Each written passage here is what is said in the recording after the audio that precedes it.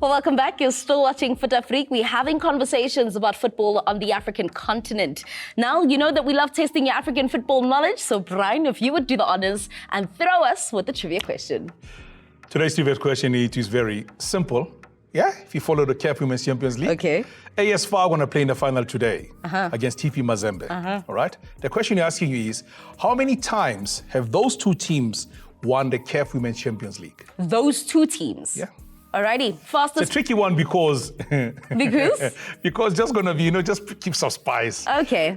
Fastest fingers first. Make sure that you send through those answers. And then when we come back from the break, we will reveal to you the answer, as I'll be doing that with Jessica Bukamusonkomo. Find us on social media. It's at Fut-Afrique. Use the hashtag, the only one that matters. It's hashtag Fut-Afrique. Now, we love movement of coaches on the African continent, and Sead Romovic left the shores of South Africa. He did it in style. He did it on camera. And he said he's done with football. He said he's taking a break, but little did we know that he actually had something up his sleeve. Brian, you had said mental health reasons. Maybe he actually is taking a break, but no, he's out in Tanzania. See, now I've got a moustache, eh? Yeah. November. You celebrating Movember. He's not. For me, I mean, I was surprised when I saw that happen, because for me, initially, remember, supposed to go Raja Casablanca. Yes. The deal fell through. He came back to South Africa, took over TS Galaxy once again, where he was, and he stayed there. And we thought everything was okay until, boom, he made a surprise move to say he's leaving.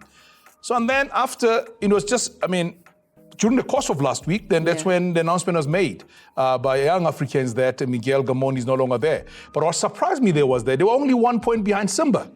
You know, and then a coach leaves, then they immediately announce him as the new coach. Then I say, coach, this coaching thing doesn't have honesty. I make sure. No, for real. Like, I was like, wow, what happened? I mean, it was a shock to everyone, but then now let's talk about the move, because it's already happened, right? He goes out to Young Africans. This is him filling in the shoes of Miguel Gamondi. Now, Gamondi had a good start to the season. Sead Romovic has never coached, well, at least in South Africa, he didn't go to Champions League. Here he is, stepping into Champions League. Most of us will be seeing him at that level for the very first time. How much pressure is on him? Listen, I mean, if you're going to be coaching young Africans, there's always pressure. They want to dominate the space in the eastern part. They want to dominate the space first in Tanzania. In the eastern part, they always want to have bragging rights over Simba and the rest of the pack. So he knows he's got to really work very hard. He has a very good squad. He's inheriting a very, very good squad. I believe that, you know, given where he is in the Champions League, he'll probably do well.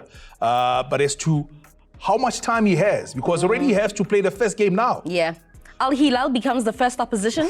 How hard is that going to be? The Sudanese team has always been there. They're always part of the Champions League. Al-Hilal, Al-Merrikh are always playing in the Champions League space. So he's coming into this trying to really get Yanga going immediately.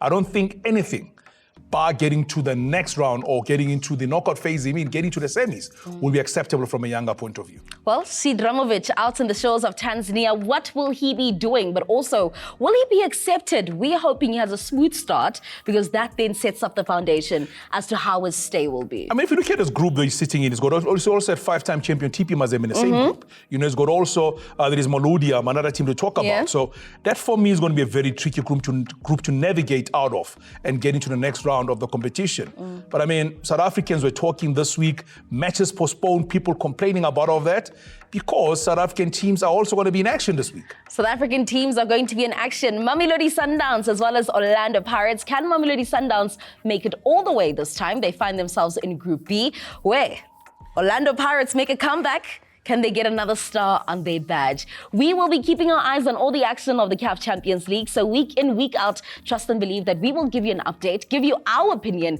but also give you the facts. Let's cross over now to Adelane Ogorenade as he gives us an update on his diamonds that shone within the Afcon qualifiers within the final round. Hola, Abantu Abatle. Itu and Brian.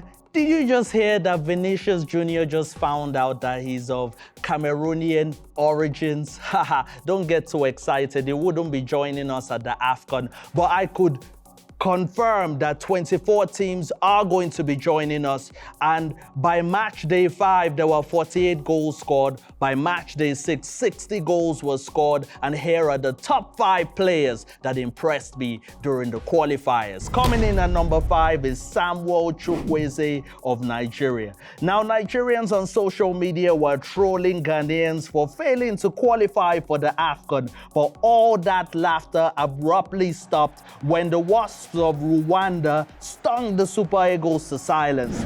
In what was the biggest surprise of the qualifiers, Nigeria was beaten in front of their home crowd.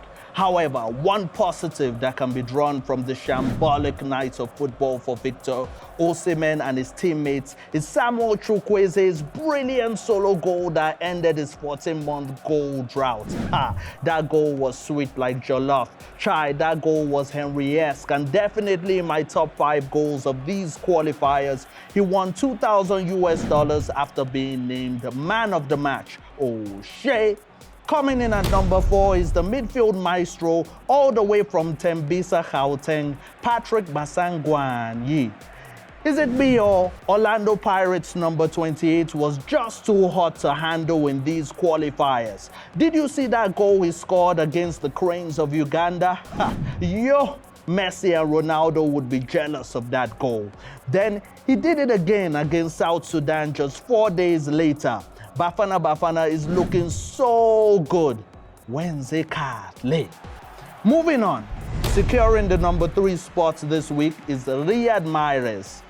Now, the 2-time Algerian Footballer of the Year had not scored for his country in his previous 7 outings. Could you believe that? The former Leicester and Manchester City hitman was back among the goals for Algeria as they completed their African Cup of Nations qualifying campaign with a 5-1 home bashing of Liberia. The Desert Foxes finished top of Group E with 5 wins and 1 draw. Moving on, at number 2 this week is Sofiane Rahimi. Where have I seen this face before? Oh yeah, I remember the Paris Olympics where he finished as the top goal scorer with 8 goals. What a player! He continued his fine goal-scoring form with a brace in that 7-0 assault on Lesotho. The Crocodiles of Lesotho have to lay charges for that one.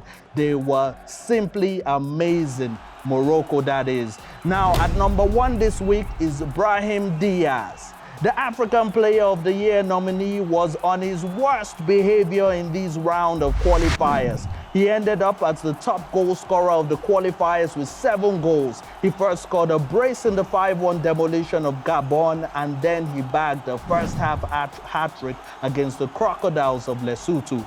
That was his 7th goal in 8 games for the Atlas Lions. And at this stage, I have only one question, guys. Morocco had already qualified. Why did they need to disgrace teams on national television like that? I think they're going to be the favorites at Afcon. What do you think? Till next time, Ninitanda Nonke Gakulu.